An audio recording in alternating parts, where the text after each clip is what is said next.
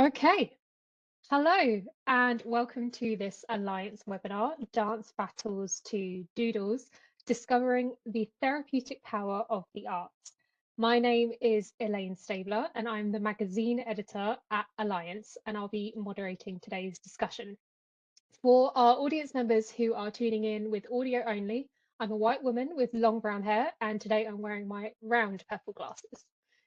This event is hosted by Alliance, but it's coming to you in partnership with the Ember Mental Health, a collaboration between SHM Foundation and the Mental Health Innovation Network. Joining me today, I've got a very large panel featuring 5 inspiring organizations from Jordan, Palestine, Zimbabwe, Mexico, and Myanmar. And I'd just like to say thank you to all of you. I know we've got a very large difference of time zones here today, so thank you for joining wherever you are in the world. Together, through their testimonies, we're going to offer some answers to the question, when the arts are allowed to shape care, what kind of future is possible? I'll be introducing each panelist and their organisation in just a moment. But first, just before we get into things, I want to share a few words on housekeeping. We're going to run for approximately 1 hour today. There will be a Q&A session in which you, the audience, will have the chance to take part too. It's important to note that this webinar includes 2 chat functions today. The first looks like a little speech bubble, and you can find it at the bottom right hand of your screen. You can use this chat to introduce yourself if you wish and let us know if you're having any technical or accessibility issues. My colleagues are on hand behind the scenes to help you if you need it. The second chat is called Slido, and it's used for the question and answer part of this webinar. You'll also find it in the bottom right hand of your screen, and you can submit a question to our panelists at any time using Slido. I'll be keeping an eye on this throughout the webinar and selecting questions to put to the panelists during the audience Q&A at the end. Audience, when you ask a question, it would be wonderful if you could tell us who you are and where you're from. We're limited by time today and we have a large panel, but we'll put as many of your questions as we can to the panelists. Should you wish to activate live closed captioning in English or a language other than English, you can do so via the CC button at the bottom left-hand side of your screen. If you can't see the option here, look for the 3 dots button, which should provide you with the option. And if you're having any issues with any communication methods or accessibility, my colleagues are on hand to help. So feel free to send a message to the Alliance team via the chat window. There's an option to make the message private if you wish, or you can send a quick email to alliance@alliancemagazine.org, and we'll do our best to assist you promptly. And lastly, I'm really delighted to let you know that today we're offering a 20% discount code to anyone who would like to subscribe to Alliance Magazine. Alliance is a compendium of news, analysis, and opinion on global philanthropy and social investment. The link will be in the chat shortly if you'd like to do that. And finally, a recording of today's session will be shared with all attendees shortly after the session. So, with that out of the way, without further ado, welcome panelists. Thank you again for joining us today. I have Nelly, who is co-founder and director of Pandeo, Mexico. Nelly might be leaving us a little bit early today, but she is going to be around for as much of the webinar as she can. Second, I have Rana, who's the executive director of Truth for Social Development, who's from Jordan. I have Togara here as well, who's the project lead for the INTSHA Trust. I have Ilyas, who's the executive director of Holy Land Trust. And I have Pyo, founder and inclusion journey at Myanmar. Okay, welcome all of you. Thank you. So you're all here today because your community-based organizations were selected to join the Ember 2025-2026 partnership cohort. The cohort was created to help support the grassroots efforts in transforming mental health support locally and globally. So let's talk about it and get into it. Nelly, I'm going to come to you first. So my first question for you is, please tell us about your organization and the work you do. Hi, everybody. Well, Pandeo, in its core, is an artist-run center that has focused on creating social and affective connections through immersive relational artistic experiences. Having as a reference the playground, thinking that we still need playgrounds more than the gallery or the museum, we experiment with healing through creative ways of being with others in the world. We consider the affective dimension of humans as that layer before consciousness, that lays on the reaction of the body to stimuli and that precedes language and emotions. On the outside, Pandeo contributes to the local cultural landscape as we dedicate to guide and support first experiences for collectives and artists to organize their first events. We support proposals that are not considered in institutions or other artist-run centers, as sometimes these proposals are not fully articulated. They come just from an idea, or they just come from the will of doing something. So in many cases, the political content or the type of activities are too intimidating for other spaces, even unethical. So we deal precisely with those proposals. We live through those proposals. Our effective approach pushes confidence and a sense of safety and all the strategies and infrastructure for them to present their ideas in formats that truly represent them. In recent years, we have focused on the creative work, the mental health, and the social connection of trans and queer youth, offering an alternative to institutional or medical approaches to support these populations. Being in between a domestic space, because we've been working in a house, and a public space, because we open this house to the public and to whomever wants to join and experience our events. We have a freedom to create these experiences where we have tenderness and care at the center. We're aiming through this tenderness and this openness to heal historical wounds through the power of the processes of sharing art, not only making it, but sharing it with others. That's kind of what we do.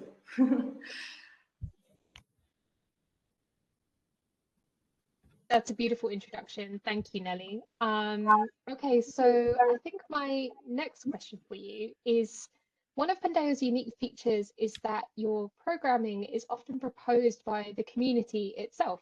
So what are some of the most surprising or impactful ideas that have emerged from this participatory model for you?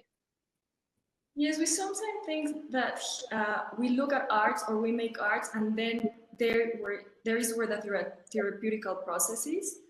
But what I've learned is that in the process of producing these events, side by side with the artists, I have an awareness of the impact that setting up these shows or these events has. Like first, just by having a vague idea being listened to, taken into account, being supported with a platform, with resources to make it happen, it changes the perspective that the artist has about their work, and most of all about the value of their ideas. Then we have this very soft approach. We are very close to the artist. We spend so much time, we talk about everything, and we heal together. So the artists can let go of their insecurities, the expectations, and focus on their creative process, like really open up to share what they need to share. And there is a lot of emotional relief in these interactions, that process of making this happen. And then showing it to the public is when this openness really comes through. So people come to Pandeo not just to see art or go to a workshop and learn something, but rather they go there to connect with others. We build up a sense of belonging. That's something that is very crucial for when it's the events are fully generated by the communities. So the truth is that we never know what to expect, but nobody leaves untouched. Like there's a lot of screaming, sweating, laughing, crying, squirting, shaking. We look into each other, lots of nudity, subtlety, silence, we hold hands, we share fantasies, but there's always lots and lots of tenderness and complicity. And I think these events do build up an alternative forms of expression and of touch and of connection and empathy that round up another sense of awareness. And I always feel that there's a tint of hope that remains in the collective experience after we close the door after each event. You always leave with this feeling of hope. And I think that's what these events impactfully bring to the local cultural scene in Mexico City. Thank you for that answer. What a advertisement, to be honest. I would love to join myself. We're going to go to the next panelist now. Tagara, I'm going to come to you. So could you tell us just in a few sentences about the work of INTSHA Trust? You're on mute, Tagara. Apologies, Elaine. So it's No called problem. Incha Trust. Incha Trust. It's a youth-led organization. Incha in Ndebele means the young people. So Incha Trust mainly focuses on the young people. We use dance to address mental health. You know, where we come from mental health, there's a stigma around mental health where people don't even know what mental health, to differentiate between mental health and mental illness. But through our dance, we use choreography, we use arts, and we dance for mental health. I feel like dancing, but I won't dance. But as Intertrust, Inter was formed in 2019. Particularly, Intertrust is using dance to address mental health issues, even in terms of our choreography. With choreography issues that affect young people, we try to bring it out there through dance and through arts there. Great, thank you. This is a very joyful start to the webinar. I'm really enjoying it so far. Thank you for that, Tagara. But your project doesn't just use dance, it also builds peer support structures. So my question is, how important is that peer-to-peer connection in helping young people manage mental health challenges? You know, that peer-to-peer, it's very useful. You know, there's that we break the silence. We also break the stigma. There's no isolation. Young people are able to share their issues together. Also, we offer role models. We've got artists that are already big in the industry. We're working with them. They come, they share the impact on the young people, and they are giving them the hope. You know, coming from where we come from, when all hope has been lost, but there's someone who comes to you through arts and tells you that, you know what, I've been there and I've done this, but I've also made it out of this situation. So the peer-to-peer, it's actually it emphasizes that open communication. It's easier for us to talk. You know, we call it in the way we say amachita, right? It's easy for us to talk as gents, as peers. It's easy for me to go to my peer and say, no, this is what is happening. And the role models that are featuring in, they are now grooming those young people. We've got artists that are now taking the young people that are coming in from the dance crews. Now they're featuring big artists on those stages. Now you can see that there's that communication, open communication. They're able to break that stigma. They're able to break that silence. So it's actually opening the communication around mental health issues. And the young people are actually opening up to it because now they want to say, you know, there's that celebrity who's coming to watch us dance.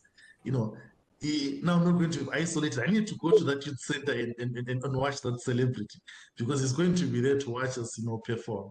So the peer-to-peer is actually opened the conversations around mental health. You know, the stigma is being broken. People can now even talk about, say, no, I'm stressed. People can even say, no, my stress is now beyond my control. I think I'm now facing depression. I'm now facing anxiety. Now that opens the communication. Then we come in as Intertrust to say, no, we're here to break the silence. We're here to break the stigma. Wonderful. Thank you, Tagara.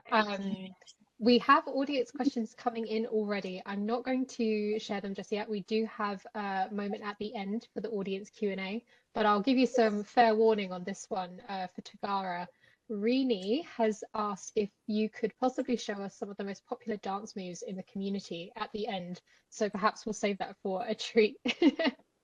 Okay, Ilyas, I'm going to come to you next. In a sentence or two, could you please explain the work of Holy Land Trust? Oh, thank you. Thank you for this opportunity. Holy Land Trust is a community foundation in Bethlehem, Palestine, that we've been working on community empowerment using nonviolence as a tool for resisting all kinds of injustices in the Palestinian community that we are facing, and empowering the Palestinian community through focusing on the collective trauma that Palestinians are living day to day, the ongoing trauma since 70 plus years.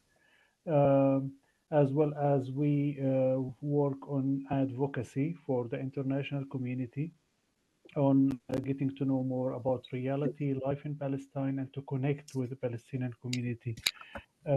So, as an organization, we use art as a main tool for implementing all our projects. When it comes to community empowerment and nonviolence resistance, we use art as a tool for expression, standing against the injustices, organizing activities that use art and creativity to send our message and to clear, a message to the injustices that we are facing, as well as we are developing the art therapy program for community, mainly for children, using art as a tool for expression. Many children they have suppressed emotions, so we do art therapy programs, as well as in the advocacy program we use tourism, community tourism as a tool for advocating for the reality in Palestine. This is very briefly about what we do. Wonderful. Thank you for that introduction. I'm interested in your art therapy programs. Could you tell us how the art therapy programs are supporting children growing up in Palestine, particularly at this time?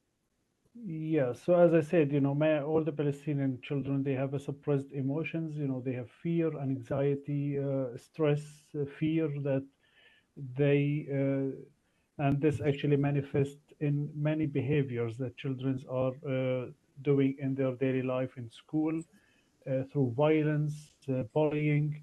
So we are developing an art therapy program specialized for the Palestinian context, trying also to understand what is the Palestinian children trauma and how can we deal with it using art, dance, theater, drawing, and music.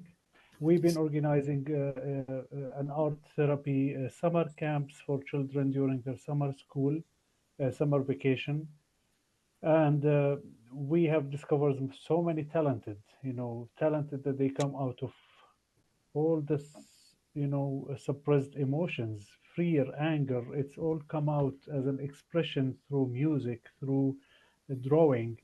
We have discovered so many talented artists, I mean, children, that they are now part of, art academies like Edward Said Academy for Music, that they are now using art as a way of expressing themselves. Uh, so yeah, we've been organizing so many summer camps, as well as individual activities with schools, with refugee camps, in the refugee camps, and using art as a way of releasing our trauma, our emotions, our tension. That's wonderful. Thank you so much for sharing that. Pure, I'm going to come to you next. Thank you. Could you tell us about the work of Inclusion Journey? Yes, can you hear me? Yes. Okay. So Inclusion Journey is kind of a very small community lead organization uh, that focus on the young people with intellectual disability in Myanmar. So we're kind of like promoting inclusion through the creative arts, like the other groups mentioned about arts, and and together with the emotional well-being. So like what we do is mainly on using the creativity, especially through like we have been done just drawing or using the art therapy, and then we also have the eco printing on the clothes on the fabric, and then we also have the macrame and also patching needles to create arts, and then we also do the emotional well-being. So it's kind of linked with the anger management, or like trying to express their own feelings. So we talk about why they use that color, and we talk about why they make that shape and why they choose that color, especially when they do the macrame or when they do the patch needling. So this is something we do because we're a very small organization and focus on person with intellectual disability. So whenever we try to do the activities, there's always a family members and also a supporter, where we can see they're not the family member but someone who wants to help the person with intellectual disability. So we work together as a way to help them to express more, because in especially in our Myanmar culture, person with intellectual disability are not able to express their feelings well, and there's always like a good extreme good side or extreme very bad side. So between them, we try to make sure like the public know about the condition and the what they actually can do towards the community. So we're kind of doing like an advocacy work. At the same time, we're also trying to promote the emotional well-being of a person with intellectual disability. And recently, we're trying to approach emotional well-being together with the sexual reproductive health, right, which is SRH. Yeah. Thank you. Thank you for that introduction. I wanted to ask you about one of your specific projects. So what kind of impact has the She and Her project had so far? Could you tell us about it and describe the impact both on girls participating and on public attitudes? Yeah.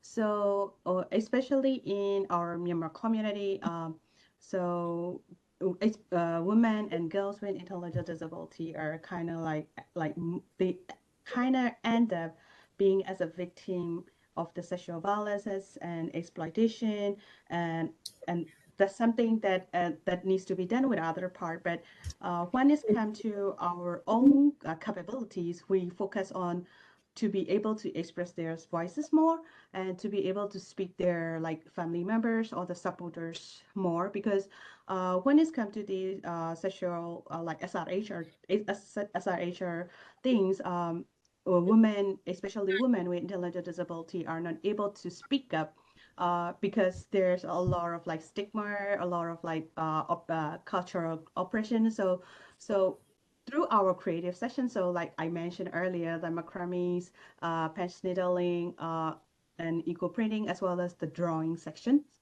we try to like promote girls to speak more on their emotions and to understand what the boundaries are and how to communicate with their like their family members or with their supporters, so that we can know. And also there is something we focus on is like peer learning. So what I have been working along within that community, and I noticed that like especially person with intellectual disability are very good at peer-to-peer learning. So by using it, like if one of the participant with like especially women with intellectual disability can speak up about how they feel about themselves, their body, how much they feel uncomfortable when people watch them with the like very strange eyes. So and then other girls with intellectual disability start talking about it, and through that we're trying to create to have their own voices, and then we through that we do the grounding system that actually helps them, especially parents, family members are able to open up. They can open up and they talk about their worries, and later on, like I would say IDs and the family members are able to talk more openly, especially on their emotional feelings, and as well as SRH stuff as well. Yeah. Thank you. Thank you for that explanation. We've got some really positive reactions coming through from the audience members at the moment. I'll just remind all of the attendees, if you put your questions in the Slido chat function, you can upvote for your favorite question. So you can add your own, or if someone else has put a question that you would really like to hear the answer to, you can upvote it and make sure that it's at the top of our feed. Last but not least, I'm coming to Rana. Thank you for your patience. So could you tell us in a couple of sentences about the work of Turath for Social Development? Yes, thank you very much. Turath for Social Development, Turath, by the way, it means heritage in English, is a non-profit organization established in 2020 with a project called Madaba Orchestra School. It's a music school in the governorate of Mada, south of the capital, Amman. The school believes in integrating music and music therapy into education to children, using culture also and arts. So, and it is the only institution in the governance of the Kingdom of Jordan that gives music therapy sessions as a professional sessions for the community. Because in Madaba, there are lots of refugees and it's considered as a disprivileged community. So we are doing this service and we are very proud of it. Wonderful. Thank you so much. So your orchestra school stands out as the only institution in your area offering specialized music therapy to refugees and persons with disabilities, as well as other vulnerable Yes. groups. So could you tell us what tangible changes you have witnessed in the well-being of refugees and other people because of the music therapy sessions at the orchestra school? Yes, actually, through the music therapy sessions, we have been seeing lots of remarkable improvements in the emotional and social well-being of the refugees and people with disabilities. Many participants have become more confident, more expressive, and engaged. And also, their anxiety is, they have lower anxiety, let's say, and greater connections to others and to their community. Music, it's like it gave them a safe place to heal, to communicate, and to, let's say, rediscover joy and within their belonging to their community. I have two stories I want to share with you as an examples. One young Syrian refugee boy came to us withdrawn and silent after losing both parents. We let him join the choir, and slowly he began to connect through sound. A few weeks later, he was performing short melodies for his classmates, smiling, confident, and expressive.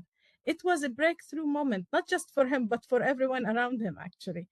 Another inspiring story is of a young woman with physical disability who joined our drumming sessions.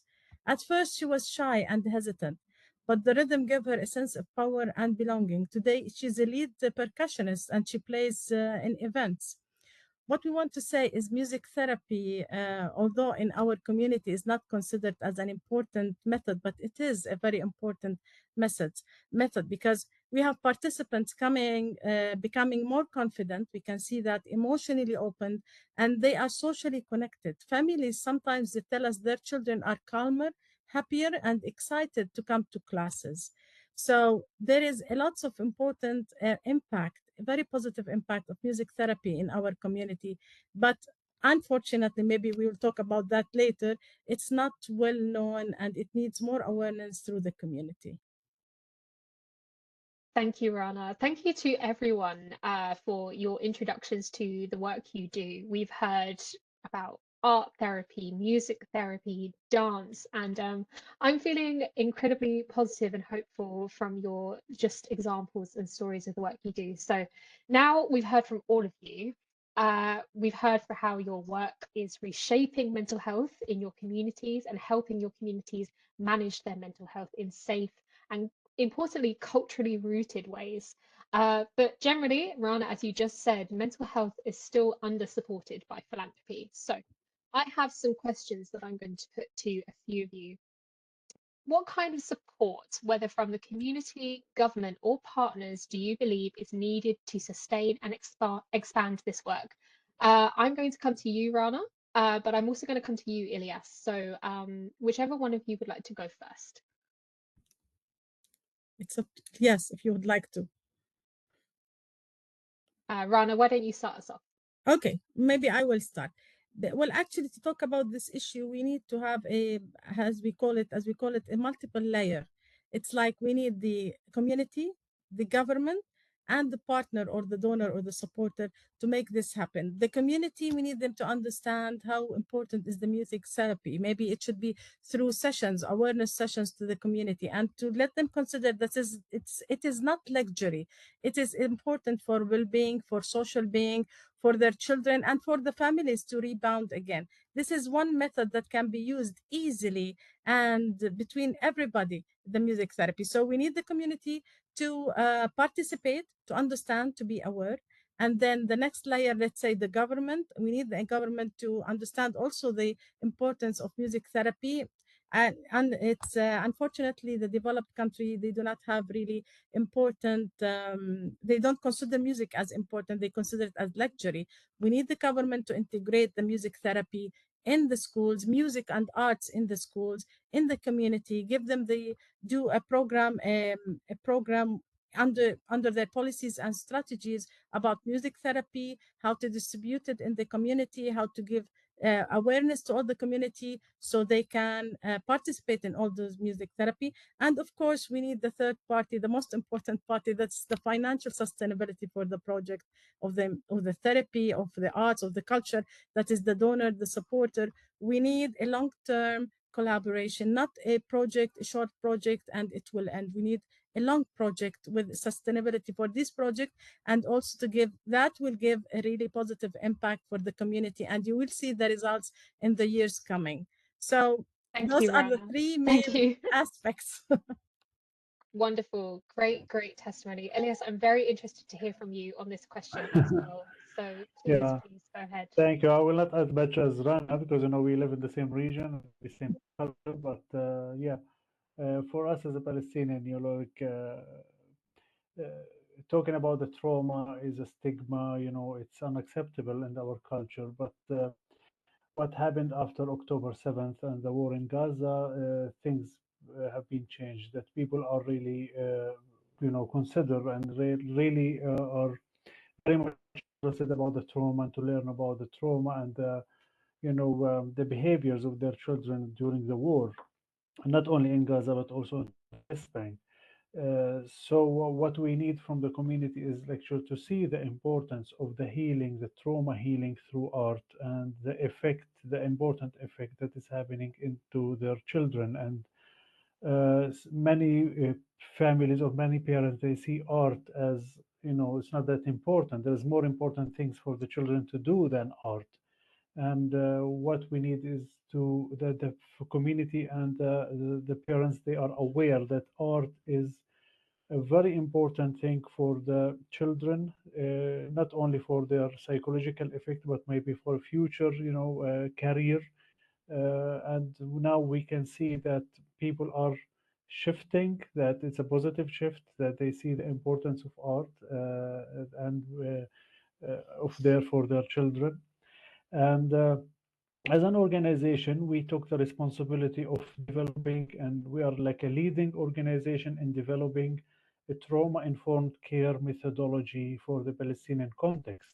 Most of the methodologies that we use in Palestine are from the West, that is not really respond to the Palestinian context when it comes to trauma. And part of this methodology, we are focusing on developing an art therapy program for the Palestinian children, and this requires partnership with in the governmental level. Now we are in discussion with some universities and some of also with the Ministry of Education to get their their engagement and to involve in the development of this art therapy program, that we can integrate it into our academic programs in the universities and also in the schools, and working with social workers in each school to implement this kind of methodologies, as well as Rana mentioned that the importance of sustainability, that we need, a sustainable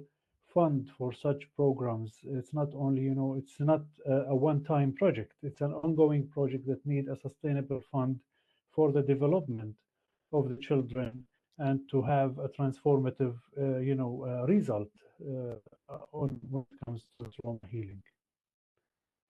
That's my Thank short you. answer. Thank you, Elias. Thank you, both of you.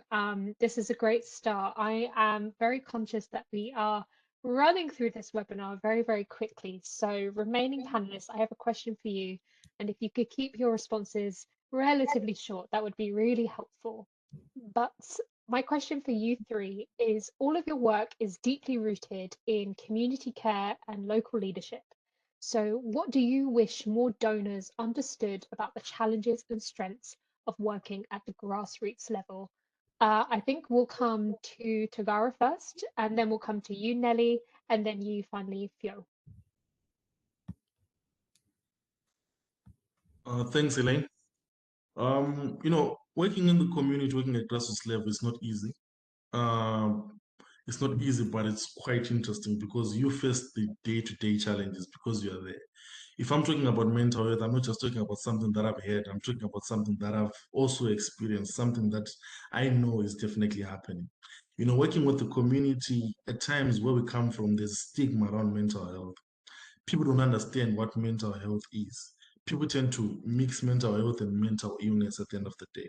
And we've seen our brothers failing to even communicate in terms of saying, I'm going through something. People, when someone says they're depressed, people, they don't take them serious. They only take it serious when someone has committed suicide. So it would be an honor for donors to also understand that where we come from, the stigma around mental health, there's still much of work that needs to be done in terms of sensitization, in terms of making the community understand. What we basically do in our community, we involve the local leadership, like the councillors. We tell them that we're going to host an event at the youth center. If he's there, he's going to be the guest of honor.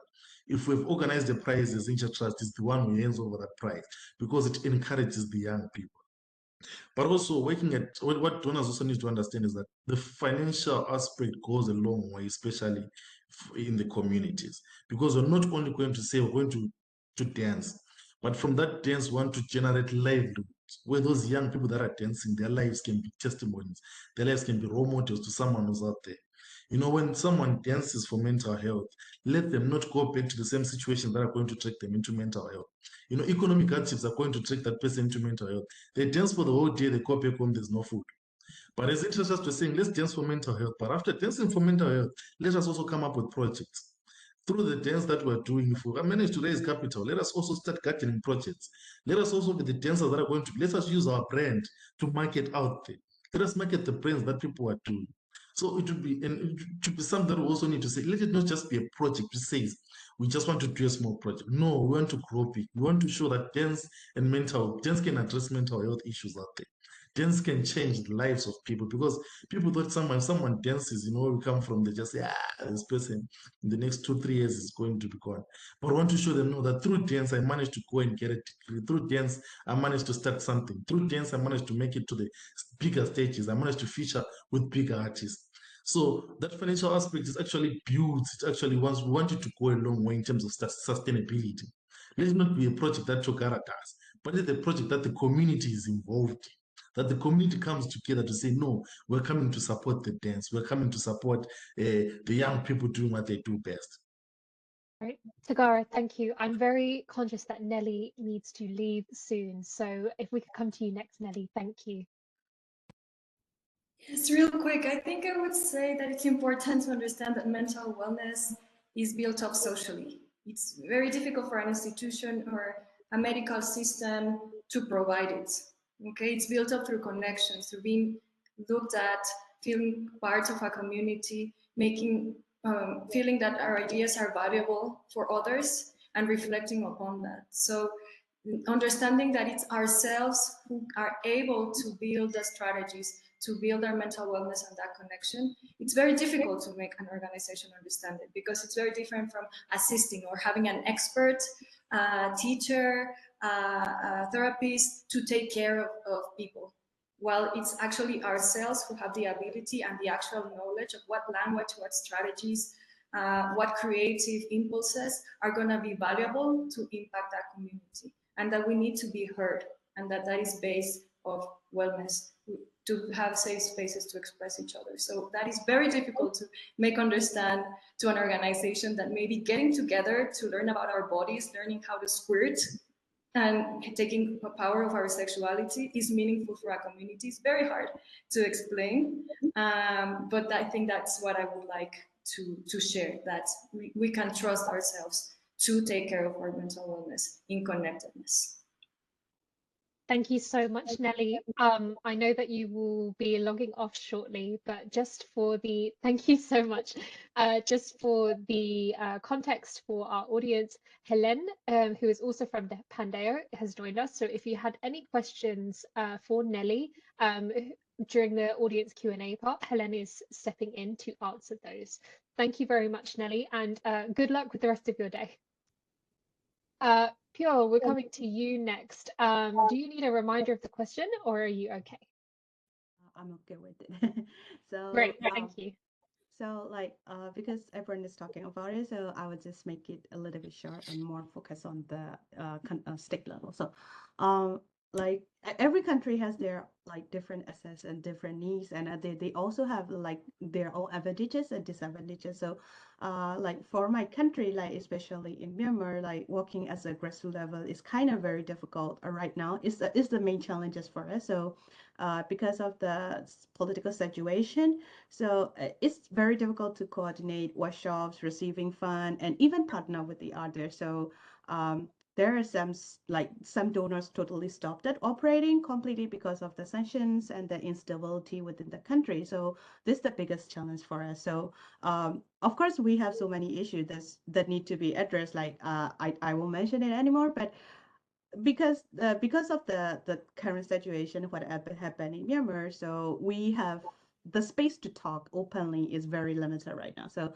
sometimes even doing very simple community work, like even what we're doing right now, can be seen as a political if they want to. So we have to be very careful and try to stay low profile as much as we can, so that we can protect not just our team, but also the participants. So this is something that we actually have to focus on. So, but it's still the community. So the community that we based for the inclusion journey is very similar to the family network. So family working together, and we know what kind of support, what kind of things we will be need, and how can we approach to the issues is something that we work together.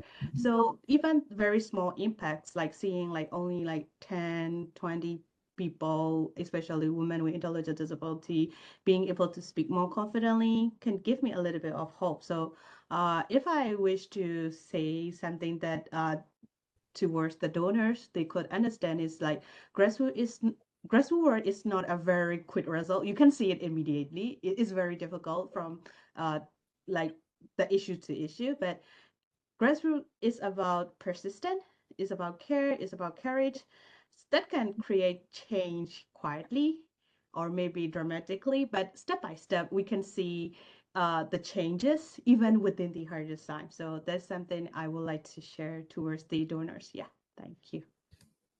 Thank you so much. Thank you to all of you for your contributions so far.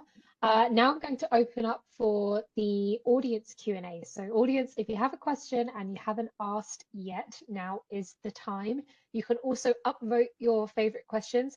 Tagara, I have to warn you, the request for those dance moves is being upvoted to the top of the Q&A, but we'll come back to that.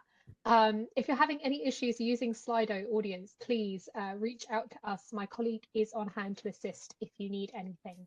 Okay, so the first question is from Miriam, and I believe this is directed at you, Ilyas. So Miriam wants to know, who is working for you, or whom are you working with as teachers?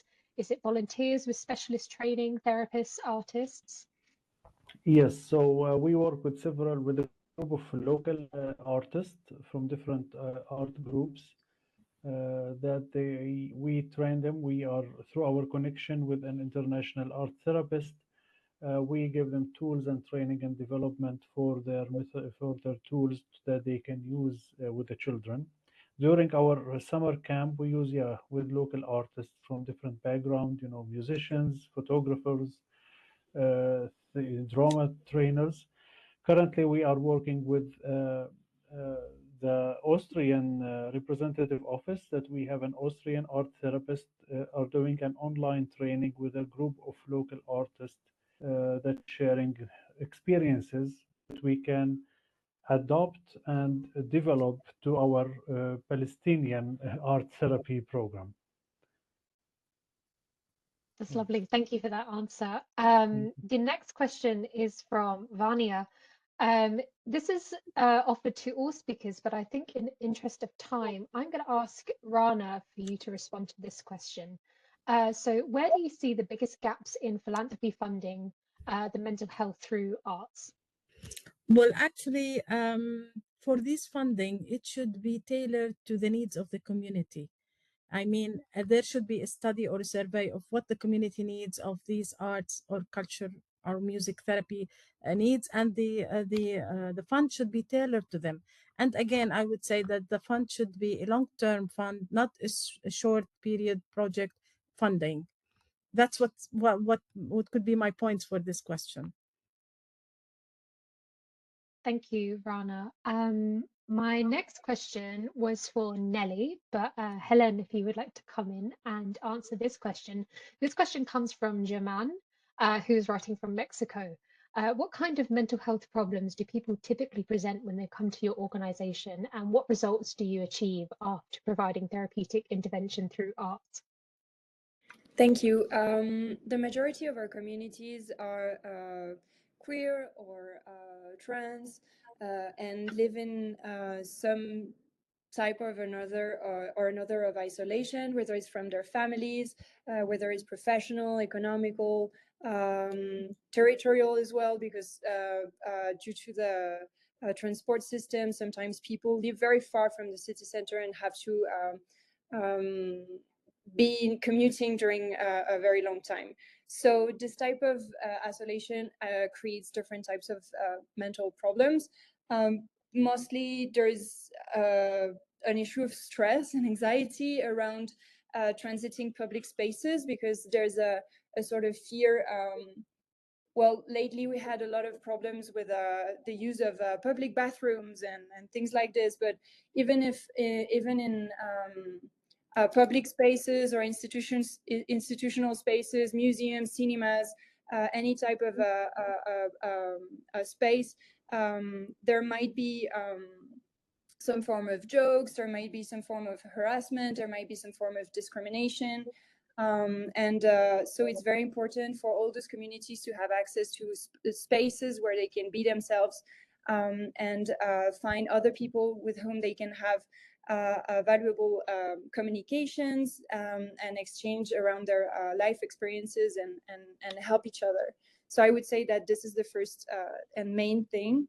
The other thing is, well, the fact that all the things that relate to identity sometimes are very difficult to process, in particularly for young people. So it's also something that we have witnessed, that there's a sort of transgenerational lack in this sense. People young and not so young are missing a community to exchange with. So the fact that we're giving access to a place where they can not only be themselves, but also know the experience of people that have gone through the same things before them is definitely super valuable. And then, well, you know, a lot of people that come to Pandeo are neurodivergent and are looking for spaces to learn and practice knowledges in a way that is not, let's say, academic, or that correspond to ways of learning that do not function for them. So it's also a thing that we're attending. But yeah, I would say that these are the three main issues that we're working with. Thank you, Helen. Okay, so I think we have time for one last audience question. And then all panelists, I'm going to ask you to come up with one sentence which shares your final thoughts or closing remarks on today's session. So think about that. But in the meantime, I'm going to ask this last audience question to both Tagara and Pure. So this comes from Dominica. How do you measure the outcomes of the sessions? What are the indicators of successful sessions over a period of time? So Pure, let's come to you first. So the measurement is actually we do kind of like a evaluation after 3 months and the 6 months. We check on the behaviors and not on the skill they learn, but on the behavior that they having the conversation between their family members or with their supporters and the person. So that's how we measure it. We got the feedback. There is, like, if I have to give the example, we talk about the art of expressions, and we also talk them together with the photography together. And after that, the sessions, like 6 months later, not the 3 months, but 6 months later, I tried to get the evaluation feedback from them, and they told me that one of one of the participants was able to like speak up her emotion more, and she even know how to talk about it, not with like being angry or being so sad, like because like just like children, we cannot control our like they cannot control their emotional wells, and they sometimes cry or they sometimes shout, but after the session they were able to speak not being extremely showing the emotion reaction. So that's a very good sign. And not just them, but also the others are able to reduce their extreme emotional reaction. So that's actually something that we use for the measurement. And that's how we also have the other models, but that one is the main model that we use to measure how much they have been improved or how much they have been impact through our sessions. Yeah. Great, thank you. Thank you so much. Tagara, would you like to offer a response to this question? Elaine? Yeah, would you like me to repeat the question? Yeah, please. Okay, so the question from Dominica is, how do you measure the outcome of the sessions that you run? Are there any indicators of successful sessions over a period of time? Okay, so particularly for us as the Intertrust, we mainly focus in terms of behavior. So when we're saying dance for mental health, these young guys, they come where it's called a youth center. So youth center is more like a safe space where young people come. So particularly when that person joins the crew, if someone is not okay, if something is not all right, someone is stressed, you can tell in terms of participation. So we identify particularly those young people and we say, no, here we do dance, here we also do choreography. We make them to be part of the team. Throughout the whole week, throughout the whole times, we're also looking at the person, also analyzing and assessing. As time goes on, you can even tell in terms of the confidence. Someone is building up confidence. Someone is now actually opening up. So there's one particular lady who came to the youth center. When she came to the center, you could tell that there was something that was not okay. But we, through the dance lessons, we start to teach them to dance. When someone is teaching you how to dance, even if you don't know how to dance, there's that conversation that is being created. And as time went on, that lady was able to open up that the situation that she was going through, that was stressing her, that was causing her to be into depression, was coming from home. So we particularly as Intertrust, as people work in the community, we are for the community and we are the young people. We managed to go back to the root of the cause of the problem. We managed to go home. We managed to speak amicably, try to understand. And through that, that lady is currently she's enrolled at a university through one of our projects of dance. And she featured on one of the videos, which was produced by one of these big artists, Mzo7. She was there, she was dancing. So that's how some of our indicators, that's what we use most of the time. And also as we're doing we have a register where young people are coming in through the dance backlist. We know that so and so is there, so and so is there, so and so is not there. But if so and so is not there, we know that we're going to go and look for so and so because we work in the community. We know where those guys stay. So we're not taking that to them and say, no, why didn't you attend? Then that person will tell you, maybe I didn't go to school today because of so. They are opening up because I'm asking them, why didn't I see you today at the dance session? Now they're telling me what's actually happening. So that's what also we use to measure. Also, where we come from, there was a rise in terms of suicide. It's very saddening. We lost our peers. But after the initiative of bringing young people to come and dance together, there was a change. Even the parents are now commenting to say, no, there's a change in the community. Things are now, young people are able now to share what they are feeling. Mental health is something that people now understand compared to the previous times. That's So wonderful. that's Thank you, another Tagara. indicator that we are using. Thank you so much. I think what you have shared is probably universal for all of the organizations on the panel today, working in the community, being close to the people that you're working with, and really getting to understand them as people and what affects them.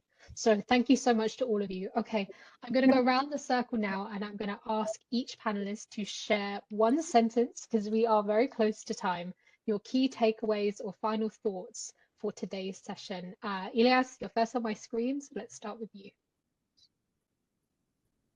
Yeah, I would like first to thank you all for having me this opportunity, because I said how the importance of the work in art therapy for the Palestinian children, especially after October 7th, as you see, like the amount of trauma that Palestinian children are facing, and the importance of investing in such work. So that's my call for all our international friends to consider. If you are an art therapist, if you are a psychologist, if you are a trauma healer, please contact us. And we would love to open our doors for any exchange of information and development of our methodology for the serve of the Palestinian children. Thank you, Ilyas. Rana, I'm going to come to you next. Thank you very much again for this opportunity. And well, what I want to say is thank you for highlighting our work, because we came to points that nobody can see us, nobody can see what we are doing, especially that we are working in a government also with the this privileged community. So thank you so much for highlighting us. At least we feel proud of what we are doing, and you gave us energy actually to continue doing our music therapy session that somebody is looking and talking about us. So thank you so much for this opportunity. Thank you, Rana. Pure, I'm going to come to you next. So thank you so much for like inviting us and give us opportunity to talk about this. For the one sentence, I would say like even the very small step can light up the path toward the inclusion, because we're doing inclusion. So because the world can always be more inclusive, and there's no stopping like we're having enough inclusion. There can be more inclusive war we can live for. Yeah. Thank you, Pure. Tagara, you're next on my screen. So today I just want to say thank you for this wonderful opportunity. You know, being part of this webinar is it's gonna raise hopes, even if I'm going back to the team and telling them, even if I'm telling the young guys, say, we got to be on the screen as Intertrust. We got to share the works that we do. It's gonna light up the hope in those young people. And I want to say, I've realized that arts can address mental health issues. You know, through arts, if we come together, because I'm learning a lot from Pio, from what she's talking about, from Vana, you know, I'm picking up a lot of things from the whole team. And today I just want to say that arts can actually address mental health. And I have only one statement that I love to say. We say, dance for mental health, dance for mental health, Baba. You know, so dance for mental health, guys. Wherever you are, let's dance for mental health. Let's use us to address mental health issues. Thank you so much. Thank you so much. Thank you, Tagara. Okay, last but not least, Helen, could you please share your final statement for us? Thank you. Well, thank you very much for this platform. I think that we're at a very complicated political crossroads at the moment, so it's more important than ever to have access to those spaces to exchange and know each other and know how everyone is tackling those issues. So for the future, I wish that more spaces like this one can exist, so we can inspire each other, and maybe keep believing in art as a vehicle for change, and mental health as definitely a priority now more than ever. So thank you very much to everyone. Thank you so much. Okay, I have my closing statement to share. But before I do, Tagara, would you like to dance us out? Are you guys ready? Because I'm not going to do this alone. We want to do it as a team, eh? I'll join. Okay, so panelists, thank you for your expertise and insight today. It's been a wonderful discussion. A final reminder, we're offering a 20% discount code to all event attendees today. So if you'd like to subscribe to Alliance and hear more testimonies, more analysis from people like our panelists today working in their incredible organizations, then please do subscribe. We're a compendium of news, analysis, and opinion on global philanthropy. The link will be in the chat now. Thank you to everyone. I hope you enjoyed this webinar. Have a wonderful rest of your day, wherever you are in the world. Tagara, please take it away. Thank All you, right. Elaine, for everything. Thank you. So we'll do a bit of choreography, right? So we're going to move, let's say, 1, 2, 1, 2. Let's go. 1, 2. Let's go. You clear? Once. You clear? You clear?